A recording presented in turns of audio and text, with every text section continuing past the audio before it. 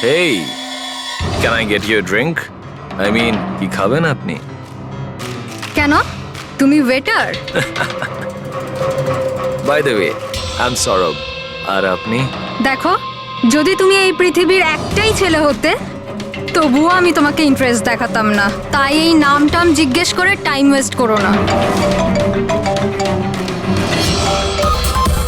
Hello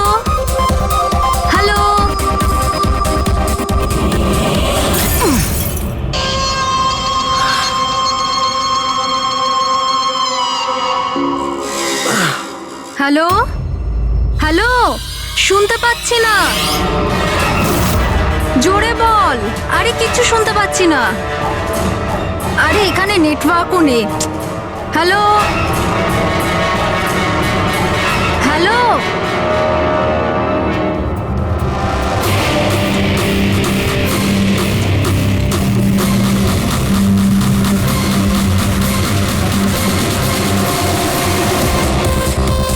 can you hear me? Tanisha, network কি করে চলে গেল?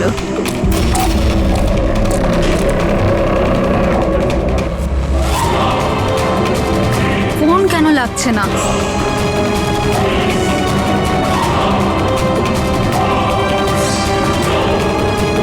হ্যালো আয়েশা, আয়েশা তুই আমার কথা শুনতে পাচ্ছিস?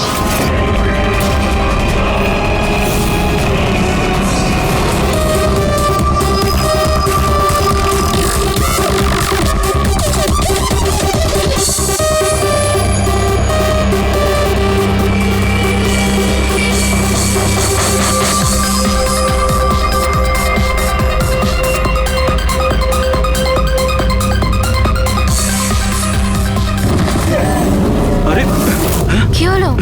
কি আয়েশা!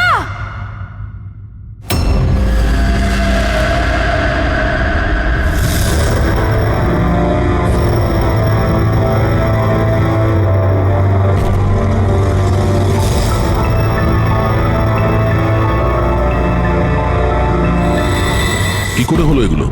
হ্যাঁ, জানি না স্যার এসব কি করে হলো। ও কল অ্যাটেন্ড করার জন্য বাইরে গেছে, আর যখন ফিরলো তখন তুমি ছাড়া আর কে কে বন্ধু আছে আয়েশার এখানে? স্যার এ হলো প্রীতি, আর এ হলো বিশাল স্যার, আয়শার বয়ফ্রেন্ড। দেখে তো মনে হচ্ছে আয়েশার কারোর সঙ্গে হাতাহাতি হয়নি। ও ফোন রিসিভ করার জন্য বাইরে গেছিল আর ওখানে খুনি আগে থেকেই ওর জন্য ওয়েট করছিল। তার মানে স্যার খুনি এসব প্ল্যান করে করেছে?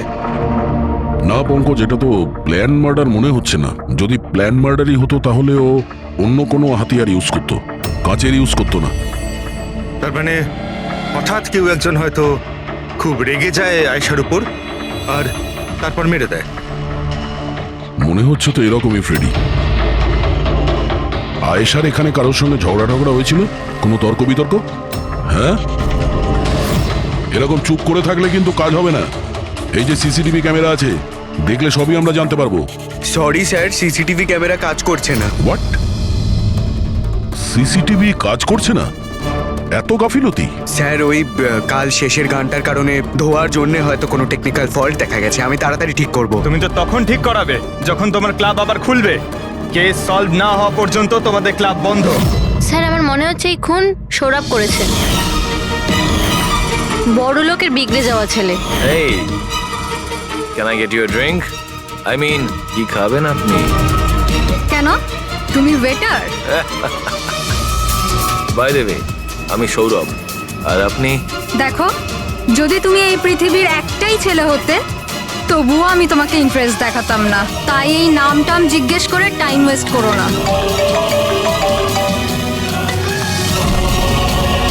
যখন আয়েশাকে উত্তর দেয়নি তখন ও রেগে পিছন পিছন বাইরে গেল। সৌরভ কোথায়? স্যার ও তো নেই। তোমাকে বলেছিলাম না আমি, কেউ এই ক্লাব থেকে বাইরে যাবে না। স্যার যেতে দিইনি আমি। হয়তো ও অপরাধ করার পরেই পালিয়ে গেছে, আয়েশার ভেতরে আসার আগেই। এই আয়েশা আর সৌরভ বাইরে কোন দিকে গেছিল? স্যার ওইদিকে।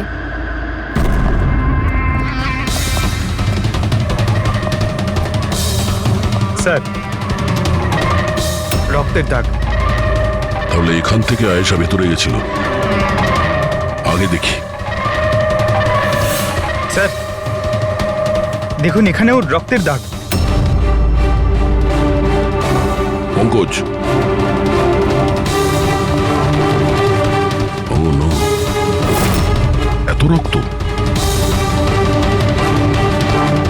মাছের টুকরো। মনে হচ্ছে আয়েশার ওপর হামলা এখানেই হয়েছে। Sir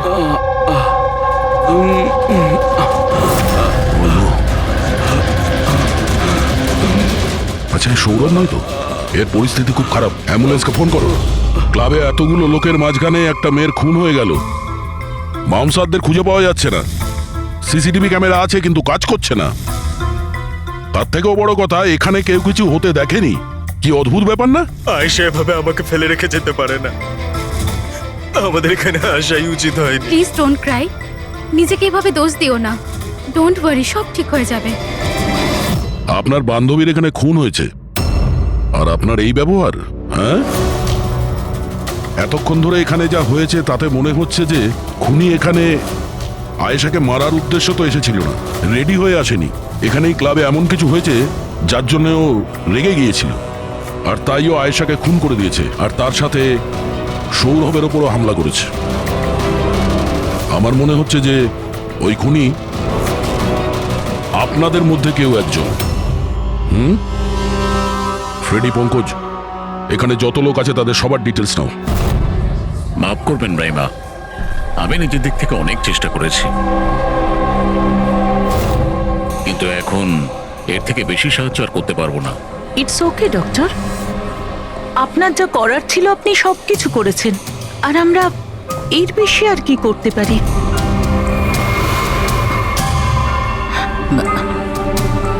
what happen doctor?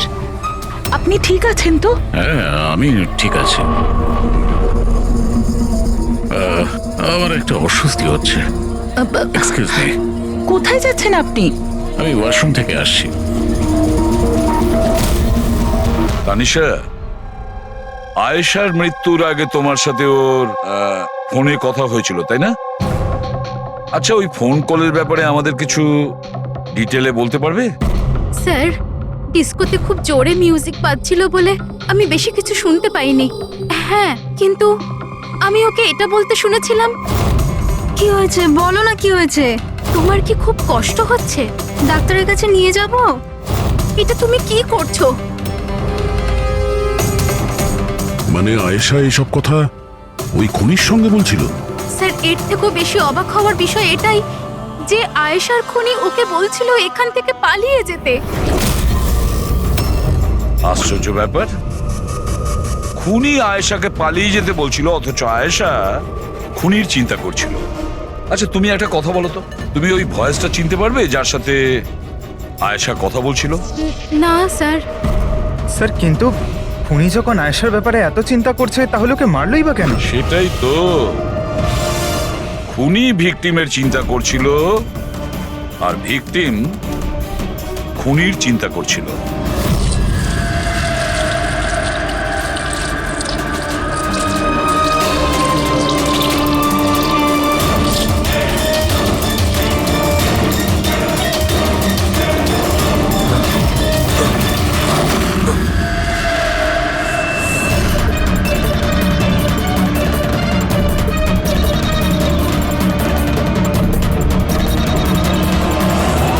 গান?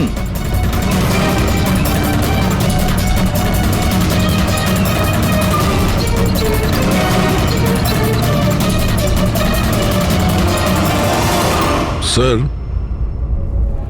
ওর যেখানে গুলি লেগেছে সেটা ছাড়া ওর শরীরে আর কোথাও আঘাতের চিহ্ন নেই। মনে হচ্ছে খুনি হঠাৎ এখানে এসে ওর উপরে গুলি চালিয়ে দিয়েছে। এরকম হতেই পারে। এই দেখো, এখানেও রক্ত। একটা কথা বুঝতে পারছি না স্যার, খুনি গানটা এখানে ফেলে রেখে গেল কেন? ও তো নিজের সঙ্গে গানটাকে নিয়েও যেতে পারত। সেটাই তো আশ্চর্য ব্যাপার যে খুনি এই গানটা এখানে এই ক্রাইম স্পটে কেন রেখে গেছে?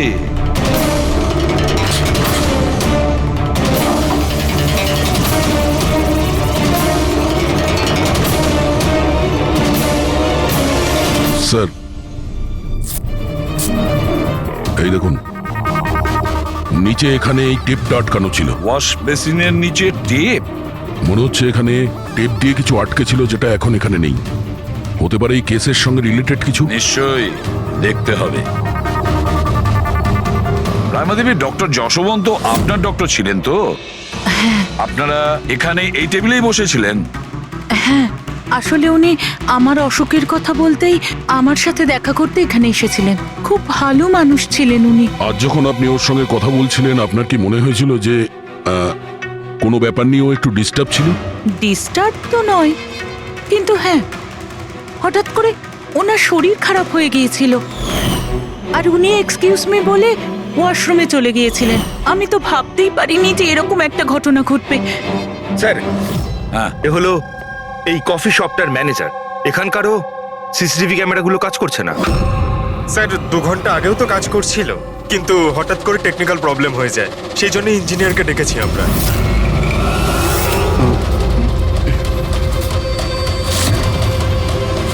এই একটু দাঁড়াও, এখানে এসো। হ্যালো স্যার, কেমন আছেন? আমার অবস্থা ছাড়ো, নিজেরটা বলো। তোমরা দুজনে এখানে কি করছো? এমনি ঘুরতে এসেছিলাম। কফি শপে ঘুরতে এসেছিলে? কাল রাত্রে তোমার বান্ধবীর খুন হয়ে গেছে। তোমার দ্বিতীয় বন্ধুর কেঁদে কেঁদে অবস্থা খারাপ, আর তোমরা দুজনে এখানে এই কফি শপে আড্ডা মারতে এসছো? এখানেও একটা খুন হয়েছে। বিষয়টা কাকতালীয়, তাই না? সত্যি কাকতালীয়ই বটে, কারণ আমরা তো জানি না ডক্টর যশবন্ত কে। হ্যালো, ওকে বিউরোতে নিয়ে এসো। ওকে ওকে ওকে ওকে ওকে, থ্যাংক ইউ ভেরি মাচ। কি জানিস পঙ্কজ, অনেক লোক ছিল এই ডিস্কোটায় যখন আয়েশা খুন হয়, আর একজনের ফোন ট্র্যাক করে এইটা জানার জন্য যে মার্ডারের সময় আয়েশার আশেপাশে কেউ ছিল না। তো এই আমার তো চোখ ব্যথা করতে শুরু করেছে।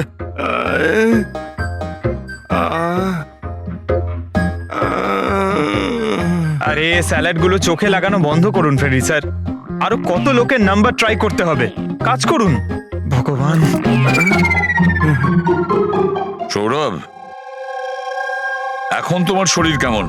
শরীরের আঘাত না হয় আজ নয় কাল ঠিক হয়েই যাবে স্যার, কিন্তু যা আমি ওই দিন দেখলাম সেটা হয়তো সারা জীবন কোনোদিনও ভুলতে পারবো না আমি।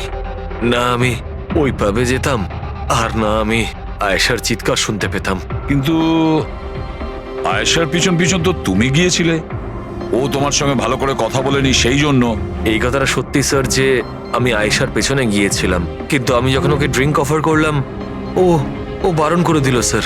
ইনফ্যাক্ট ও আমার ইনসাল্টও করলো স্যার, তাই আমার খুব খারাপ লেগেছিল স্যার, আর তাই আমি ওর পিছু নিয়েছিলাম।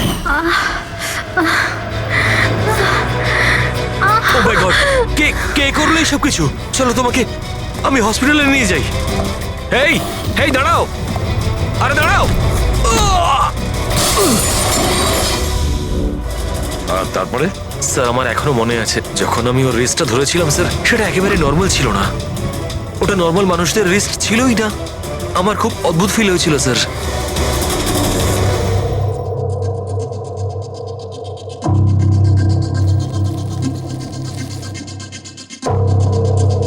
তাহলে আপনি বলছেন ডক্টর সালুকে যে এই বন্দুকের ওপর কিছু চটচটে লেগে আছে? হ্যাঁ, ওই চটচটে জিনিসটা রাবারের মতো, ওই যেমন সেলোটেপে হয় না, ওই রকম। সেলোটেপ গান? ও, তাহলে খুনি আগে থেকেই ওয়াশ বেসিনের নিচে গানটাকে লুকিয়ে রেখেছিল। তাহলে এই মার্ডার একটা প্ল্যান মার্ডার ছিল। হ্যাঁ, কিন্তু এই বন্দুকটা যেটা দিয়ে ভিকটিমকে খুন করা হয়েছে আর এই কাঁচ যেটা দিয়ে আয়েশাকে খুন করা হয়েছে, এই দুটোতেই কোনো ফিঙ্গারপ্রিন্টস পাওয়া যায়নি। কিন্তু ভাই, এই কাঁচটার টুকরোর ওপর একটা বিশেষ ধরনের কেমিক্যাল লেগে আছে, যেমন ধরো প্লাস্টিক কেমিক্যাল। এখন কেন লাগানো ছিল, কি লাগানো ছিল সেটা জানতে হবে, কিন্তু এই দুটো কেমিক্যালই এই বন্দুকটাতেও লেগে আছে, দুটোতেই। ডক্টর সালুকে, আপনি তো বলছিলেন এই গানের মধ্যে ওই সেলোটেপের গাম লেগেছিল। সেটা তো ছিলই, তাছাড়া কেমিক্যালও আছে। ওটা ছাড়া এই কেমিক্যালও আছে? তার মানে এই দুটো মার্ডার, এদের দুটোর মধ্যে কোনো কানেকশন আছে? আর জুবিন আর প্রীতির ওই ক্রাইম সিনে থাকা কোনো কাকতালীয় ছিল না? একদম, তুমি একদম ঠিক বলছো দা। তোমার কথা আরো একটা জিনিস প্রমাণ করছে, এই দুটো লাশের উপরই আমি তেলের মতো ফেরোমন পেয়েছি। ফেরোমনস মানে ওই কেমিক্যাল যার থেকে গন্ধ আসে? হ্যাঁ, এই দুটো ভিকটিমেরই এদের দুজনের লাশের মধ্যে একই রকম গন্ধ। একটা ব্যাপার পরিষ্কার, হয়তো দুজনে একই রকম পারফিউম লাগাতো, বা দুজনের খুন একজনই করেছে। জেনারেলি একজন মহিলা লেডিস পারফিউম লাগায়, আর একজন পুরুষ জেন্টস পারফিউম। কিন্তু এই দুজনেই একই রকমের পারফিউম লাগিয়েছে, চান্সটা একটু কম। তার মানে এই দুজনের খুনি একজনই। আয়েশার মৃত্যুর ব্যাপারে দুটো কথা জানা গেছে। এক, ওর বন্ধু তানিশা বলেছে, আর দ্বিতীয়টা সৌরভ বলেছে। তানিশার কথা অনুযায়ী যে খুনি আয়েশাকে ওই পাপ থেকে পালিয়ে যেতে বলেছিল। পৃথিবীতে এমন কোন খুনি আছে সে যাকে খুন করতে গেছে তাকেই সে বলছে যে তুমি এখান থেকে পালিয়ে যাও? তাহলে খুন করতে গিয়েছিল কেন? না না না না না না, গোলমাল আছে, নিশ্চয়ই কোনো গোলমাল আছে। আর স্যার ওই দ্বিতীয় কথা কোনটা? আর একটা কথা সৌরভ বলেছে। সৌরভ বলেছে যে খুনির কবজি কেমন যেন অদ্ভুত ছিল, সাধারণ মানুষের মতন ছিল না ওর কবজি। হয়তো কবজিতে রিস্ট ওয়াচ কিংবা ব্রেসলেট ছিল। ফেডরিক, বুদ্ধিটাকে একটু কাজে লাগাও, বুঝেছো? স্যার, হ্যাঁ? স্যার দুটো ক্রাইম সিনেই একটা নম্বর কমন। সেটা কার? আয়েশার বয়ফ্রেন্ড বিশালের স্যার। বিশাল? বিশাল? এই বিশালকে তো কফি শপে দেখাই যায়নি, তাহলে কফি শপে গেল কখন? রায়মা দেবী, আপনি আর এখানে? স্যার এটা আমারই বাড়ি, কিন্তু আপনারা এখানে ওনাকে কি খুন করেছে সেটা জানতে পেরেছেন? রাইমা, এরা কারা? CID officers. আপনারা প্লিজ ভেতরে আসুন, প্লিজ কাম। সিআইডি?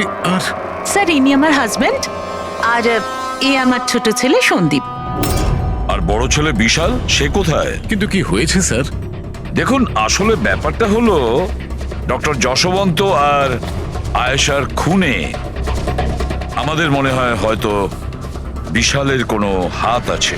এ আপনি কি বলছেন?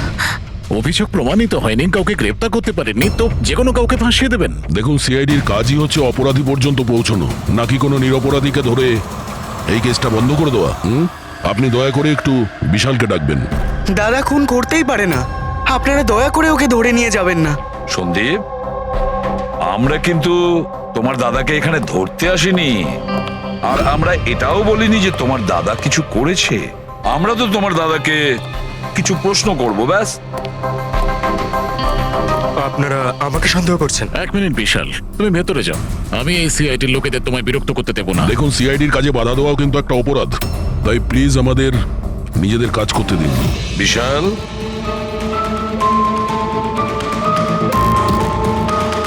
ডক্টর যশবন্ত খুন হয়েছেন ওই ক্যাফেতে, আর তুমি সেই মুহূর্তে ওই ক্যাফেতে ছিলে। কেন, কিসের জন্য গিয়েছিলে ওখানে তুমি? স্যার, আমি তো ওখানে জুবাইনার প্রীতির সাথে দেখা করতে গেছিলাম। আমি জানতাম না যে আঙ্কেল ওখানে হঠাৎ মায়ের সাথে দেখা করতে আসবেন। আয়েশার সাথে তোমার ঝগড়া চলছিল না? আমি ভীষণ কষ্ট পেয়েছি স্যার ও মারা যাওয়ার পর। আমি জানি না ওকে ছাড়া আমার বাকি জীবন কিভাবে কাটাবো। আমি কিছুদিন একা থাকতে চাই। ঠিক আছে, তুমি গিয়ে রেস্ট নাও। এরপরে কিন্তু দেরি করা যাবে না। আরে, আপনারা আবার এখানেও? মাঝে মাঝে নিজের বাড়িতে যান নাকি? সবসময় বিশালের আশেপাশে ঘোরাফেরা করছেন? না স্যার, এমন কোনো কথা নয়। অ্যাকচুয়ালি ও খুব হতাশ হয়ে থাকে, ভাবলাম ওর সাথে থাকলে ভালো হয়। খুব গভীর বন্ধুত্ব, হ্যাঁ? জুবিন, প্রীতি, বিশাল, কড়া নজর রাখতে হবে এই তিনজনের ওপর।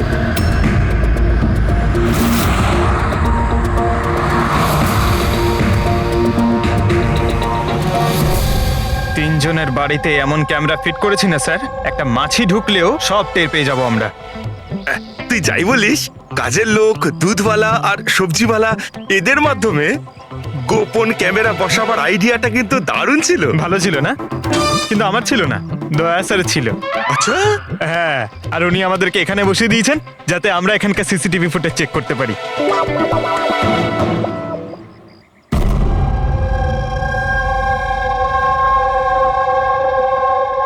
আরে বস, বস একটা বড় সূত্র হাতে এসেছে যেটা এই কেসটার সলভ করতে সাহায্য করবে। সেটা কখন বলবে?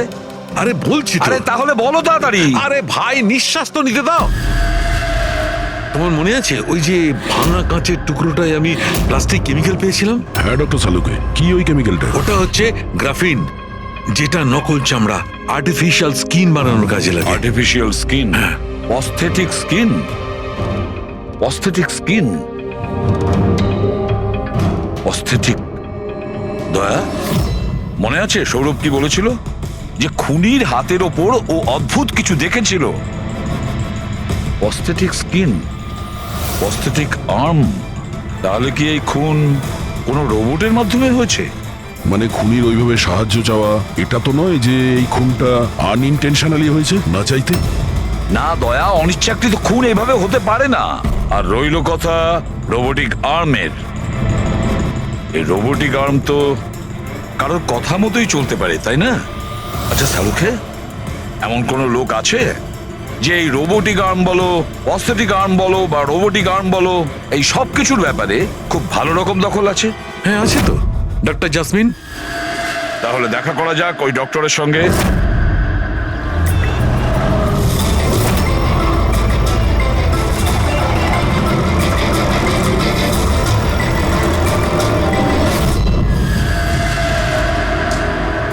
ডক্টর জাসমিন, আমরা এটা জানতে চাই যে যদি এই এরকম প্রস্থেটিক লাগানো হাত লাগানো হয়েছে রোবোটিক আর্ম, তাহলে কি ওই হাত, ওই আর্ম অন্য কারোর ইনস্ট্রাকশনে কাজ করতে পারে? মানে নকল হাত লাগানো হয়েছে একে, কিন্তু এই হাত দিয়ে কি কাজ করাতে হবে তার কন্ট্রোল এর কাছে নেই, বিয়ের কাছে আছে, তাই তো? কারণ আমাদের সন্দেহ হচ্ছে যে খুন নিজের ইচ্ছায় করছে না, কেউ ওকে দিয়ে করাচ্ছে। স্যার, এটা শুনে যতটা কঠিন মনে হচ্ছে আসলে ততটা কঠিন নয়। হ্যালো, দামিনীকে একটু ভেতরে পাঠাও। হ্যাঁ, সেই রুগীটাই যার কাল টেস্ট হয়েছিল। রুগী?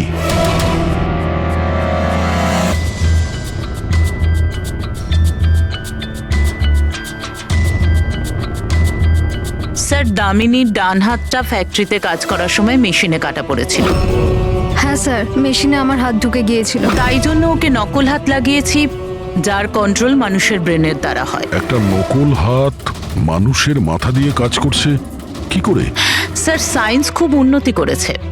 আসলে এই ধরনের নকল হাত সায়েন্সের একটা খুব বড় আবিষ্কার। এটাতে এক ধরনের চিপ আছে, মানে সফটওয়্যার, যেটা ব্রেনের দ্বারা কন্ট্রোল করা হচ্ছে। মানে মানুষের ওঠা বসা যেমনভাবে আসল হাত পা নাড়ানো যায়, সেইভাবেই এই নকল হাত পা নাড়ানো হয়, যেটা ব্রেন কন্ট্রোল করে। গ্রেট, বিজ্ঞান সত্যি অনেকটা এগিয়ে গেছে। সত্যি রোবোটিক আর্ম।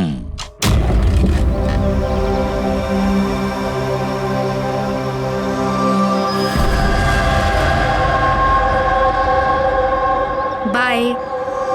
ওরা ওখানে হাত করছে আর আমরা এখানে গাড়িতে বসে আছি।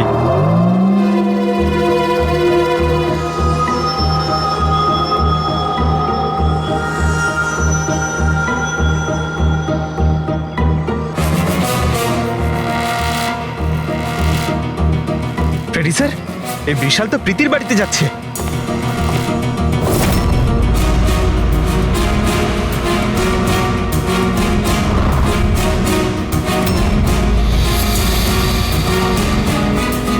বিশাল, তুমি টেনশন করো না, কেউ কিচ্ছু জানতে পারবে না।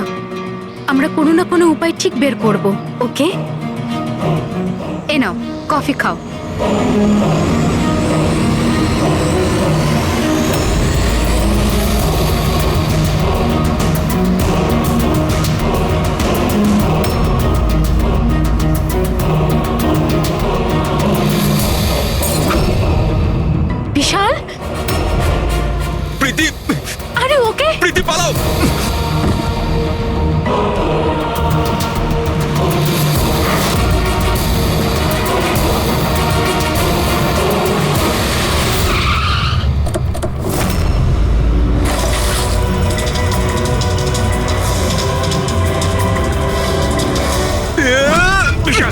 না বিশাল ছাড়ো।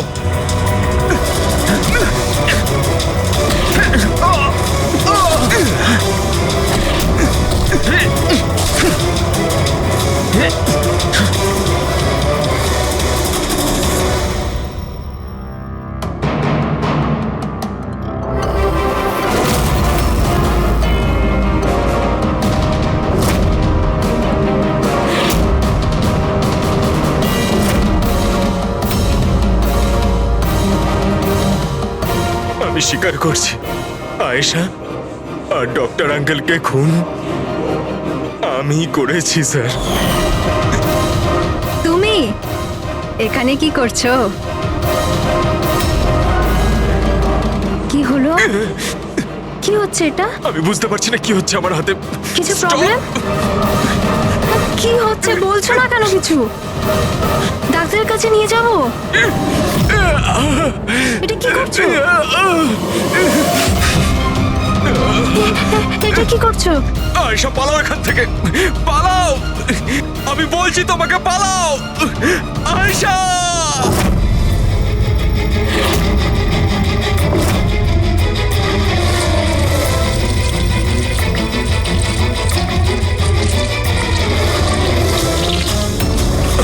ডক্টর পালিয়ে যাও এখান থেকে।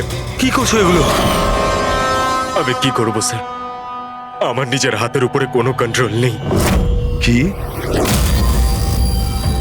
তোমার হাত তোমার কন্ট্রোলে থাকে না? এর মানেটা কি? জানি না, হঠাৎ করে মাঝে মাঝে কি হয়ে যায়। সেই কারণে তুমি আয়েশাকে ওখান থেকে চলে যেতে বলেছিলে? হ্যাঁ স্যার, আমি আয়েশাকে ওখান থেকে পালাতে বলেছিলাম। আয়েশা পালাও এখান থেকে, পালাও। আর আমি অনেকবার চেষ্টা করেছিলাম যাতে আমি ডক্টর আঙ্কেলের কোনো ক্ষতি না করি। ডক্টর পালাও এখান থেকে তুমি। একটা কথা বলো, কেন গিয়েছিল তুমি ওই ক্যাফেতে? আমি ওখানে ডক্টর আঙ্কেলের কাছে আমার হাত ঠিক করাতে গেছিলাম, আর জুবেন প্রীতি আমাকে সাহায্য করছিল, কারণ আমি আমার বাড়িতে বলতে পারতাম না যে আয়েশাকে আমি নিজের হাতে খুন করে দিয়েছি স্যার। আমি জানি স্যার, আমার কথায় বিশ্বাস করাটা খুবই কঠিন, কিন্তু সত্যি এটাই, খুন আমি নয় বরং আমার হাত করেছে। ডক্টর জাসমিন,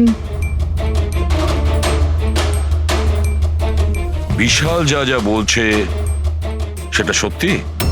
আমি বলতে চাইছি যে এটা কি সম্ভব যে একটা রোবোটিক আর্ম নিজে থেকেই ডেভেলপ করে আর সেই কারণেই তার মনে হয়েছে যে খুন করা যেতে পারে? চান্সেস কম স্যার, কিন্তু হ্যাঁ, হাতের ভেতরে লাগানো এই চিপকে কেউ যদি হ্যাক করে তাহলে হতে পারে। কি প্রস্থেটিক হাতে লাগানো সফটওয়্যার হ্যাক করা যায়?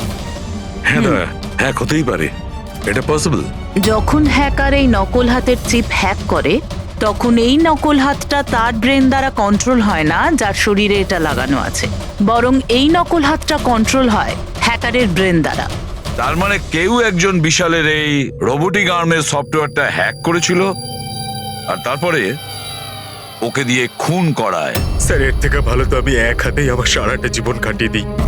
যে হাতটা অন্যদের জীবন কেড়ে নিচ্ছে, এরকম হাত আমার চাই না স্যার। বিশাল একটা কথা বলো, তোমার এই হাত তোমাকে বলছে যে সেই কাউকে মারতে চায়, তখন তুমি কি ভাবো? তখন তোমার মনের অবস্থা কি হয়, কি চলে তোমার মাথার ভেতরে? স্যার, 2-3 মিনিট সময় লাগে। আমি পুরোপুরি ভাবে চেষ্টা করি আমার হাতকে কন্ট্রোলে আনার, কিন্তু 2 মিনিট পর আমার হাতই জিতে যায় স্যার।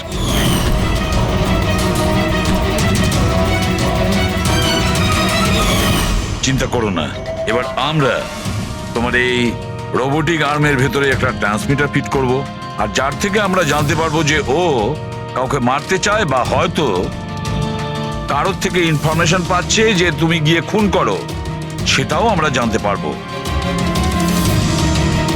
আচ্ছা বিশাল, একটা কথা বলো, তোমার আসল হাত হারালে কি করে? স্যার, আমি গত বছর ঘুরতে যাচ্ছিলাম, সেখানে একটা রোড অ্যাক্সিডেন্ট হয়। ব্যাস। জীবনে আমাদের অনেকবার পরীক্ষা দিতে হয়। স্যার, আমার পরীক্ষা তো শেষ হওয়ার নামই নিচ্ছে না। যখন নকল হাত নিয়ে সারাটা জীবন কাটাবো ভেবে নিলাম, তখন এই হাতটাই আমার জীবন শেষ করে দিচ্ছে স্যার। বিশাল, আমরা তোমাকে কথা দিচ্ছি, না তো তোমার একটা হাত দিয়ে জীবন কাটাতে হবে, আর না তো ওই আসল অপরাধী স্বাধীনভাবে ঘুরতে পারবে।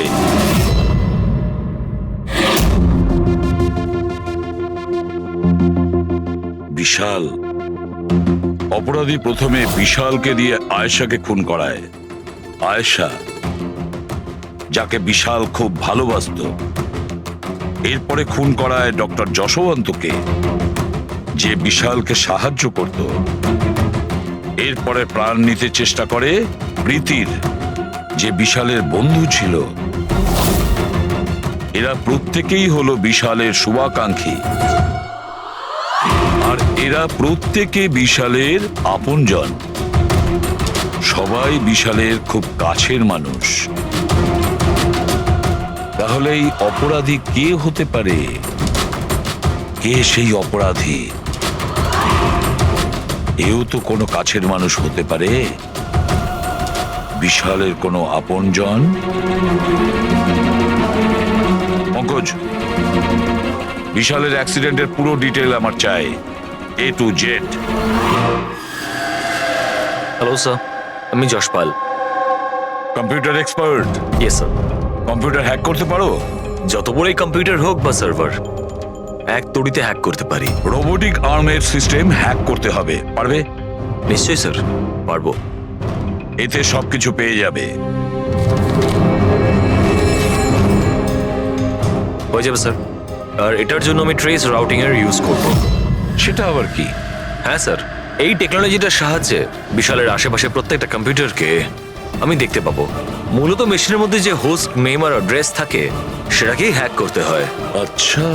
আর ট্রেস রাউটিং এর সাহায্যে আমরা শহরের যে কোনো জায়গায় বসে থাকা যে কোনো হ্যাকারকে খুব ইজিলি খুঁজে বের করতে পারবো। ফ্যান্টাস্টিক। আর যে বিশালের রোবোটিক আর্মের সিস্টেম হ্যাক করেছে, এবার আমরা ওর সিস্টেমকে হ্যাক করব।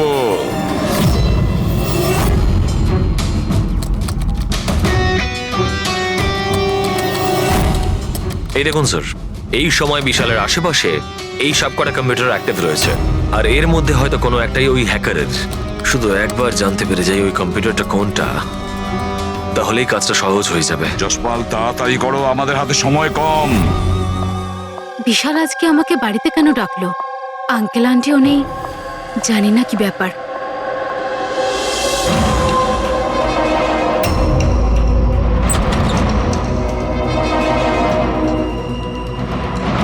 বিশাল,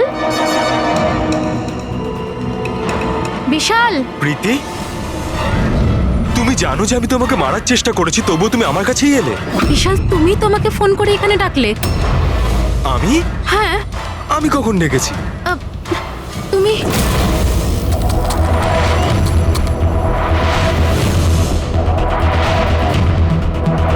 নো!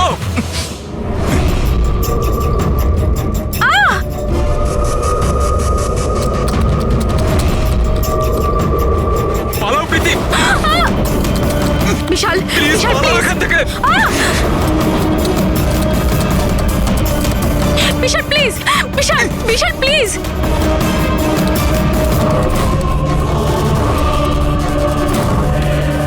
ইয়েস স্যার, ওই হ্যাকারের লোকেশন পেয়ে গেছি। বিশাল!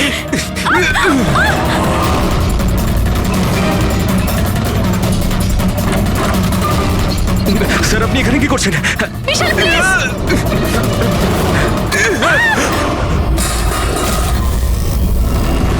অনেক হয়েছে হ্যাকিং।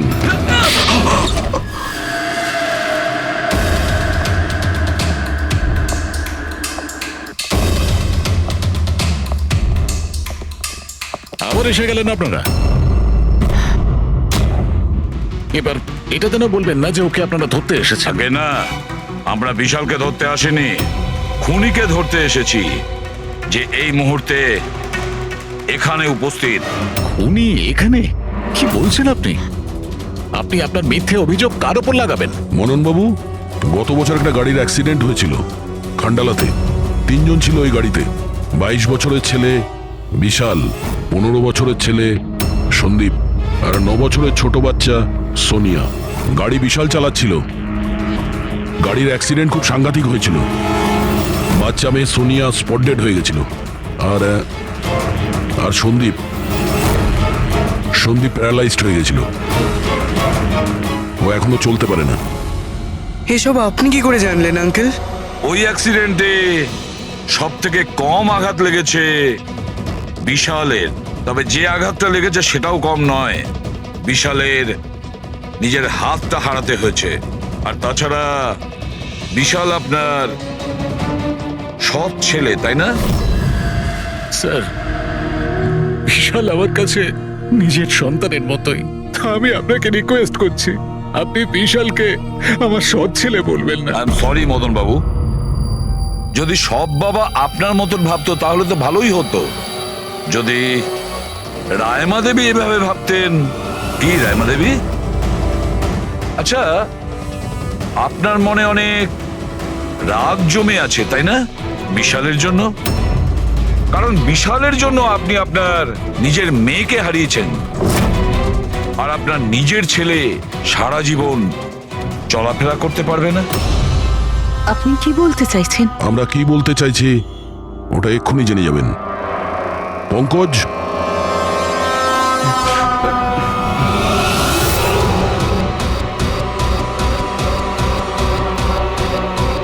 সরি আন্টি, কিন্তু আমি ওদের সবকিছু বলে দিয়েছি যে আপনার বলার জন্যই আমি এসব করেছি।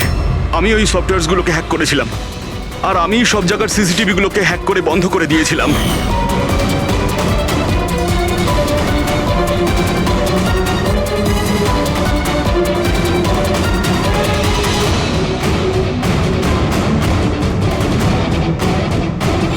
বিশালের থেকে প্রতিশোধ নেওয়ার জন্য আমি ওর গার্লফ্রেন্ডকে মেরেছিলাম। তারপরে ওই ডক্টরকে, যে বিশালকে হেল্প করত, তারপর প্রীতির উপরে আক্রমণ। এসব করার জন্য আন্টি আমাকে অনেকগুলো টাকা দিয়েছিলেন। তুমি যে এতটা নিচে নেমে যাবে আমি ভাবতেও পারিনি। ঠিক আছে, সত্যিটা যখন আপনাদের সামনে এসেই গেছে, তখন আমি আপনাদের সবাইকে এটাও বলছি যে আমি তোমাকে মারার পর ওকেও মারতে চেয়েছিলাম। কারণ যেভাবে আমার আপনজনেরা কষ্ট পেয়েছে, আমিও চেয়েছিলাম বিশাল সেই কষ্টই পাক, ততটা যন্ত্রণা ওরও হোক। ওটা অ্যাক্সিডেন্ট ছিল, একটা ভুল। ভুল? তোমার একটা ভুলের জন্য আমার সারা জীবন অন্ধকার হয়ে গেছে। তুমি রাশ ড্রাইভিং করেছিলে, আর শাস্তি কারা পেল? আমি আর আমার সন্তানেরা। মা, আমি তোমাকে শুধু নিজের মা না, ভগবান ভেবেছিলাম। যদি আমাকে শাস্তি দিই তুমি শান্তি পেতে, তাহলে আমাকে অন্তত একবার বলতে পারতে। হাসি মুখে আমি জীবন দিয়ে দিতাম। আমি তোমার জীবনটা চাইনি, আমি তো তোমাকে বাঁচিয়ে রেখে কষ্ট দিতে চেয়েছিলাম। আর আপনারা সবাই আমাকে দোষ দিতে পারেন না, কারণ আমি যা করেছি সেটা আমার মায়ের মমতার জন্য করেছি। রায়মা দেবী, মা শব্দের অর্থ আপনি জানেন না, সেজন্যই আপনি এত বড় অপরাধ করেছেন। আরে মা তো সেই হয় যে শুধু নিজের নয়, অন্যের সন্তানকেও স্নেহ ভালোবাসা দিয়ে আগলে রাখতে পারে। বিশাল হয়তো আপনার গর্ভের সন্তান নয়, কিন্তু মা বলে তো ও ডাকতো। ও আপনাদের পরিবারেরই একটা অংশ। কোনো মাই তার ছেলের ওপর এইভাবে প্রতিশোধ নিতে পারে না। হ্যাঁ, সেটাও এত ঘৃণ্য। দুটো লোকের প্রাণ নিয়েছেন। না রায়মা দেবী, আপনি বড় ভুল করেছেন, বিশাল ভুল করেছেন। আদালত আপনাকে কোনোদিন ক্ষমা করবে না, কোনোদিন ক্ষমা করবে না। কঠোরতম শাস্তি হবে আপনার।